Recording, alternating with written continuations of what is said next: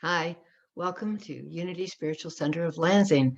I'm Reverend Sharon Ketchum here with you with a spiritual message for this week. We're going to begin with some music by Eddie Watkins Jr.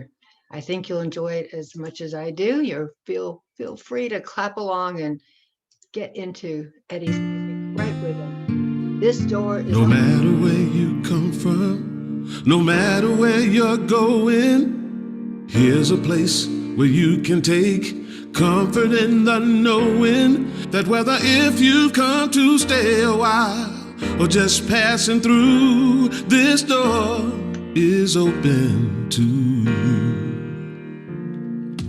Come and let's be silent. Come and share a hug. Come, let's pray together. Come, love and be loved. From the blissed out to the turned out, from the pampered to the abused, this door is open to you. Come on in. Come on in. Come on in. Come on in. The God in us recognizes the God in you. The God in you. Whether you're black or white, gay or straight, Christian, Buddhist or Jew, this door is open to you.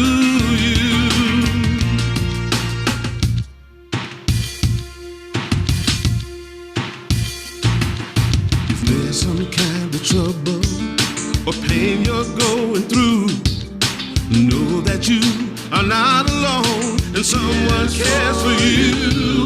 As an individualization of divine point of view, this door is open to you. This door is open. This door right here, this door is open to is open for you. This door is open to you. This door is open. I'm talking about this door. This door is open. I said this door is open to you.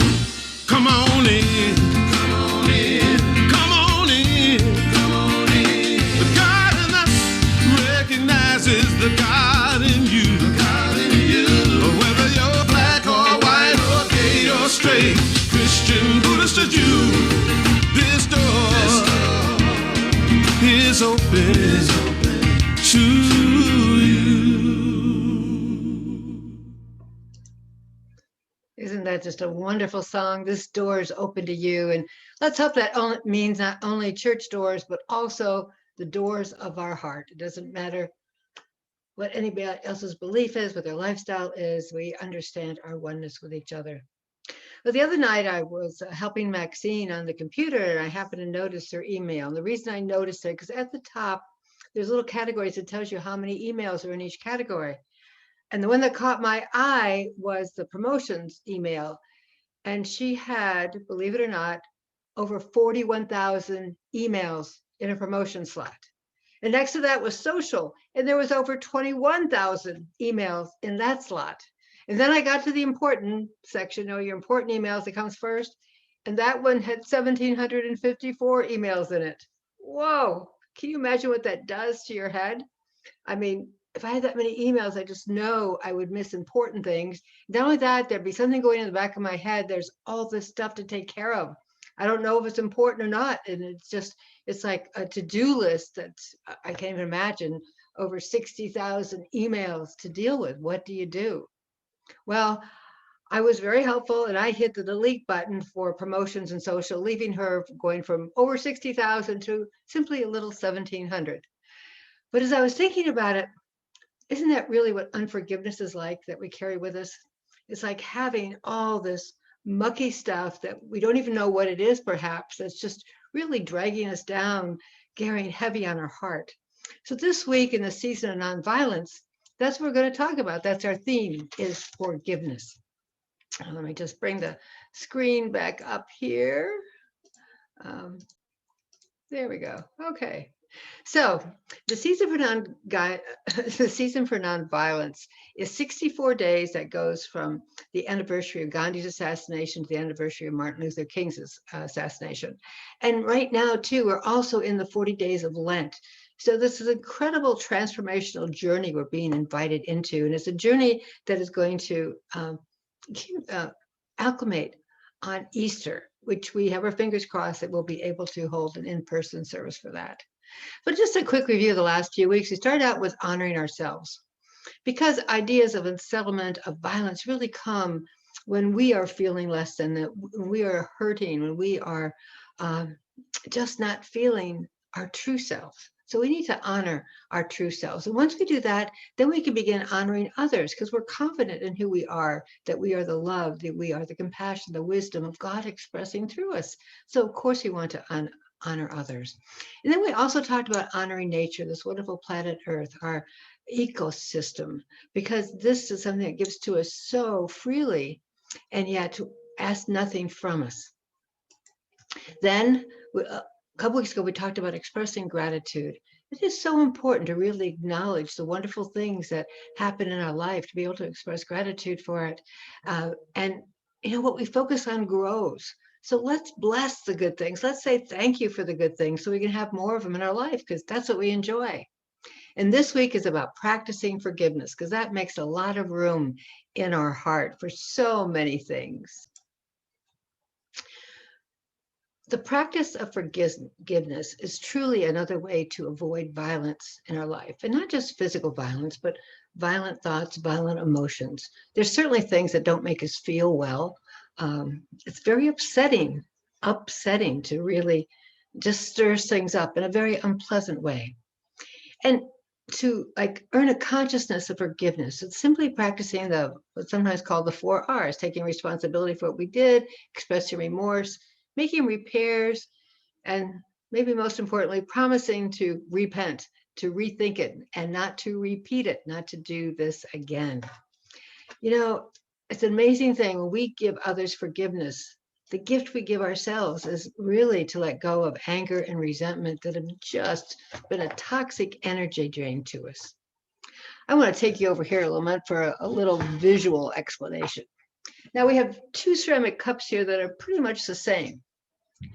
But if I tipped it over, what would come out?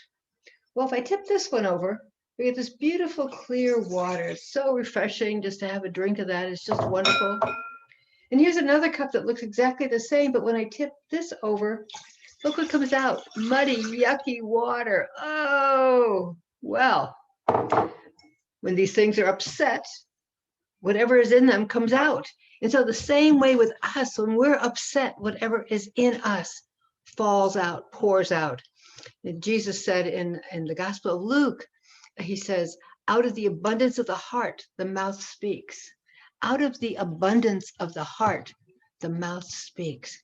When we're upset, we may put on a good front, but when we're upset, it's our innermost thoughts and attitudes that come pouring out. And sometimes that results in less than skilled behavior.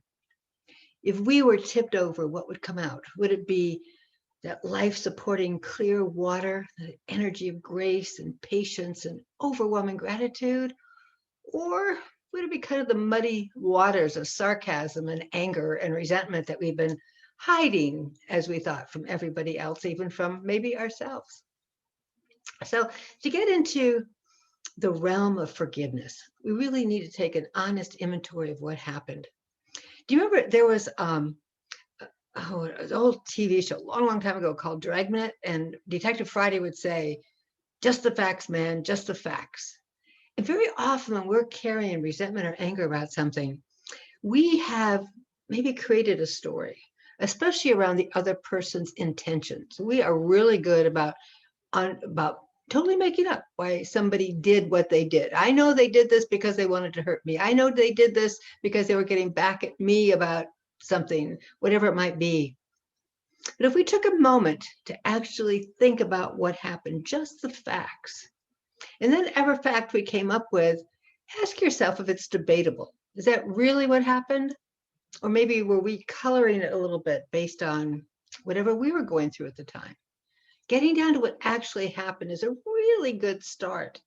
And then even as you're getting down to what happened, ask yourself, what was it about that happened that made you feel anger or resentment or got you upset? Many times if we're in kind of a weakened state, weakened emotionally, maybe we're stressed out, we will actually collect evidence to be offended. Yeah. Yeah. Collect that evidence because I know I'm going to be offended. I know I'm going to be hurt because I am stressed. So therefore, I'm just out there vibrating like this, and I'm just waiting for somebody to step into my path. I know they're going to offend me. So see if you can figure out what really happened in this situation that you may find heavy on your heart. And then we really need to learn to be selfless in the sense of, standing in another person's shoes. Think about if you were the other person, why would you have acted this way? Why would you have taken that action? And that's an amazing shift in perspective. If we can put ourselves in the other person's shoes and recreate that scenario in our minds, maybe we find that they were stressed. Maybe we figure that they misperceived something we did and that set them off. And if you can't figure out or feel what's happening, just look at a best case scenario. What is the best reason that they could have done whatever it was they'd done that we perceived had done them wrong? And in that same way, how did we contribute? There's that story when somebody throws you something and you throw back, like in an argument. The best way to stop that is not to catch the ball. When somebody throws you anger, let it go right on by you. Because you pick it up, it's going to burn your hand, you're going to throw it right back, and the whole thing just escalates. So be selfless, get out of yourself and just look at that other perspective. There's a wonderful Bible story of forgiveness that goes far beyond what I think I would ever have the strength to forgive. It's a story of Joseph and the coat of many colors. You may have seen the musical on that, even if you haven't read the Bible. Or sorry, Jacob. Joseph was Jacob was a father, and Joseph was the youngest of a whole series of boys. And let's face it, Joseph got a lot of special attention. His father just loved him so much. He loved the other boys, but this was someone special to him. Joseph was so special. Well, it got to the point that the other brothers were so jealous of all the favored treatment that their brother received that one day when they were out with the flocks and the cattle and all this, they went and they threw him in a hole. And then they thought, oh, this is kind of bad. I don't think Dad's going to be happy with this. And about that time, this caravan came going by. And so they thought, wow, we could make money if we sold Joseph off as a slave. Oh, great idea. He would be gone. We would have some money and Dad wouldn't be angry with us. So that's what they did. And there's an incredible story about what happened to Jacob from going from slavery up to being the second in command in the kingdom. And then a famine hit the land and people were just dying for lack of food. And Joseph's brothers and their father came to him to ask for help. And Joseph was able to forgive him. Joseph was able to forgive in spite of all the really bad things they had done to him and wished to him and how they disowned him. And, maybe he considered how his brothers felt. Maybe he realized that, yeah, he was getting a lot of special attention. He was, in a sense, taking love away from his brothers, not that his father was right and showing that kind of favoritism.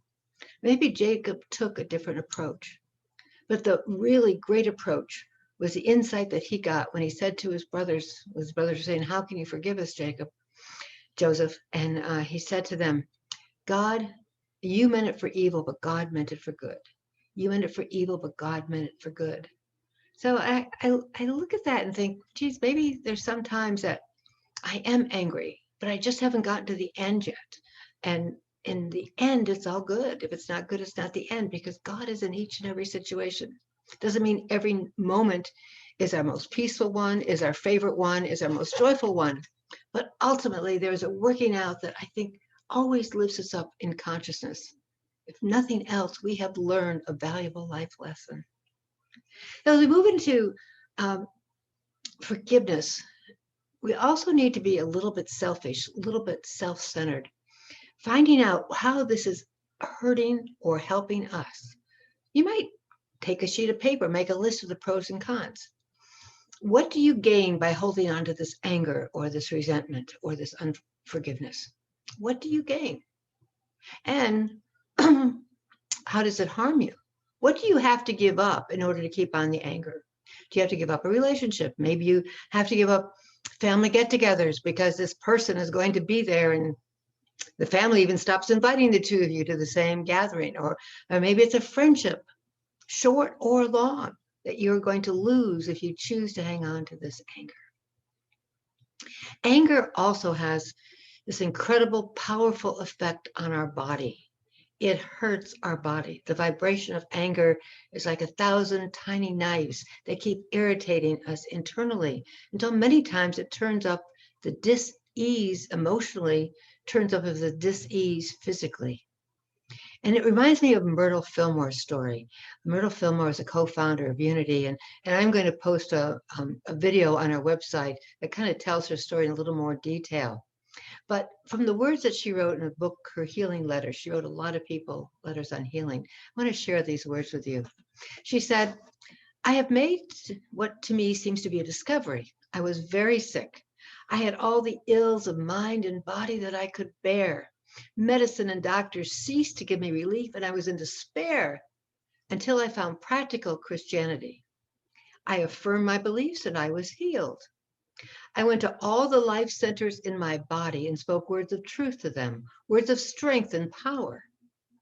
Here's the key. I asked their forgiveness for the foolish, ignorant course I had pursued in the past when I had condemned them and called them weak, inefficient, and diseased. So for Myrtle, her unforgiveness had to do with the thoughts she held towards her body. She was blaming her body. She was saying, why are you so weak? Why can't I go and run like the other kids? Why can't I do this or that? Why are you not supporting me in full health? She was saying they were weak and just useless. So she took the time in her prayer time to apologize to every organ of her body for ever thinking it was ill, for ever thinking it was less than whole. And she said, I did not become discouraged at their being slow to wake up, but kept right on, both silently and aloud, declaring the words of truth until the organs responded. Wow. And think about it. Years of berating her body, it's not going to turn around with one affirmation, because we need to change that pattern of thinking. There's these little ruts we get into our head of thinking of ourselves as ill or thinking of ourselves as less than, whatever that is that we're holding resentment and anger about. And she says, neither did I forget to tell them they were free, unlimited spirit. I told them that they were no longer in the bondage of carnal mind. No longer in the bondage of carnal mind, that part of our mind that holds on to resentment and anger so strongly. And that she also said they were not corruptible flesh, but centers of life and energy omnipresent. Recognizing that God power, the divine impulse of the universe was present in every organ, every cell of her body. So as we enter onto forgiveness, it's really important that we check ourselves, because sometimes we feel our anger is justified. I mean, even your body, if it's been hurting you for years, how easy it would be to say, well, of course I'm angry. My body has limited me from, fill in the blank. Or maybe it's somebody who has consistently done these things that are so upsetting to you, that feels so consciously hurtful towards you. And you say, I forgave them before. Why should I forgive them again? And I'm always reminded of Peter talking to Jesus. And Peter says, okay, Jesus, how many times should I forgive somebody? How about, okay, now what about 7 times? I'm going to forgive them 7 times. Is that enough? Jesus says, no, forgive 7 times 70. 7 times 70, a number that's too big to count. You don't keep track of the number of times you forgive somebody, because that's not really forgiveness. That's keeping score. That's keeping score. Really, to forgive somebody, we do let it go. Not to a point where we allow somebody to abuse us, but to let go of that emotion that's attached to it. Healthy boundaries does not mean we cannot forgive the other person. And sometimes we're not ready to forgive. It's real important to keep a check on ourselves to see when we are ready. Sometimes we got to take a step before we get to full forgiveness. Maybe we really need to talk to this person, let them know how what they said triggered something in us. When you talk to somebody else that you're having this issue, it's not about blaming them. It's not about shaming them. It's just about having an honest, calm, real important, calm, patient conversation to let them know that this action or these words is causing a trigger to go off in you. It's not about blaming them, remember, it's about how it's making us feel. And, if we can't do that, there's a wonderful prayer Edwin Gaines taught. And she said, pray to be willing to forgive. If you can't forgive, pray to be willing to forgive. If you still feel resistance about, I don't want to be willing to forgive, then pray to be willing to forgive. And if even that feels like there's a block in front of you, then go to prayer and say, pray that you are willing to be willing to forgive. Find that place that you can meet without resistance and start from there. For some of us, in some situations, it's a very long, slow process. Other times we have an enlightened moment and we're able to let it go and move on from there. And if you're still unsure of the course of action to take, you know what? Why don't you prioritize? Remember those pros and cons I asked you to make about the situation? Why would it be helpful for you to let go of this anger, this unforgiveness, and what you gain by it? And if you don't let it go, what's going to happen? Well, take it even a little bit further and think, what's the most important things in your life? If you were to die tomorrow, would you be content that you died with this anger or resentment on your heart? Or would you regret that you hadn't made amends, hadn't found a way to bring this person back into your life? Basically, it's a grudge worth holding on to. Wow. Also, think about how much energy it takes to hold on to this anger. Believe me, it's an investment. It's a self-investment in like holding a poison within our body. And it's always our choice to keep the resentment and anger or to let it go. Sometimes energetically, we need to let it go from our body. I have a technique that I use. I really felt that this really agonizing thing happened. And I felt like I wanted to throw glass plates. I wanted to feel the plates break. I didn't want to clean up the mess, so I decided I'd do it at like a recycling center where there's these cement walls and then it all goes in the garbage. And I got a bunch of plates, a whole box. And you know what? I thought about it enough that I didn't even need to do it. The energy dissipated by me thinking about throwing these plates, feeling what it would be like, allow that energy to dissipate. And then I could get back to my heart and come to peace over the situation. If you were really willing to forgive anything that feels like unforgiveness on your heart, think what could happen. I think one of the most famous situations of unforgiveness is the story of the Hatfields and McCoys. For 28 years, they fought each other. They killed each other even. And I know that after that first situation, which actually got started through a misperception, that as it went on and on, they were attached to the anger, not attached to making things right. They had no desire to find out the truth of the situation because their story was so good. They were so attached to it. And boy, that's the last thing we want to get into. I know I don't want to invest 28 years of my life into anger and resentment. Yeah, who does? That's a terrible price to pay. And, if we can all move into those arenas of forgiveness, if we each had a heart that was truly free of anything that was unforgiven, think about it. Just us becoming a little bit more at peace lifts all of humanity, the race consciousness of humanity, into a place that's a little more peaceful, a little less anger, a little less resentment. It's exactly the formula we need to really co-create a world of nonviolence. Kind of goes back to that old bumper sticker. Would you rather be right or would you rather be happy? Yeah. Would you rather be right or would you rather be happy? I just want to share my screen again here. There we go. Here we go. The message from the universe is a little email thing that comes out daily. And they also have these cards. And I came across this card that said forgive. And on the back it said, of course, anger can always be justified. But then so can forgiveness. Just depends on how much more you want from the adventure, because all that energy that goes into unforgiveness takes energy away from the fun stuff. And the universe says, go for the gobs, have all the good stuff. Just give up all that is not serving you. So for our spiritual practice for this week, go for it. Practice forgiveness. Forgive. And you know, if you forgive enough, if you become enough self-aware in that forgiveness exercise, what happens is you don't get into a situation where you have anything to forgive, because you are living a life filled with compassion, which is what we're going to talk about next week. So I just want to take a moment to thank you for supporting this work.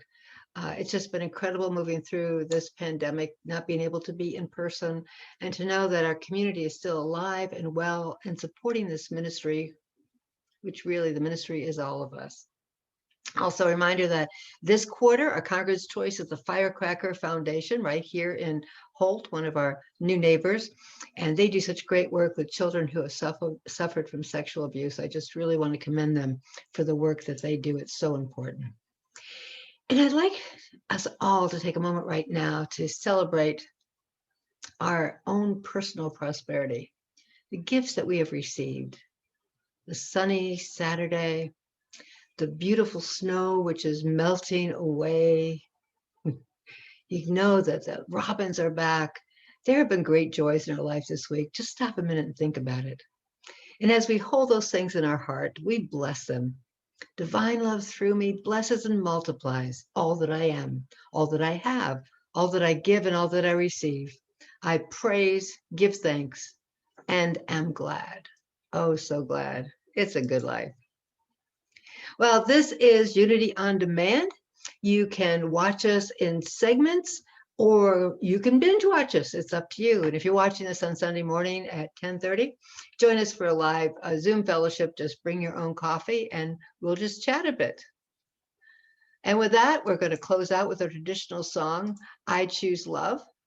Probably not somebody next to you to hold hands with. Maybe hold your own hand for a moment. Put your hand over your heart. Or if you're lucky enough to have somebody next to you, reach out and hold that hand. Feel the love. Peace in my life is growing because I choose love.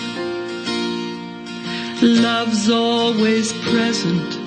It's what I'm made of. I choose love. We are a part of each other. We are one tie that binds us, that can't be undone. I choose love.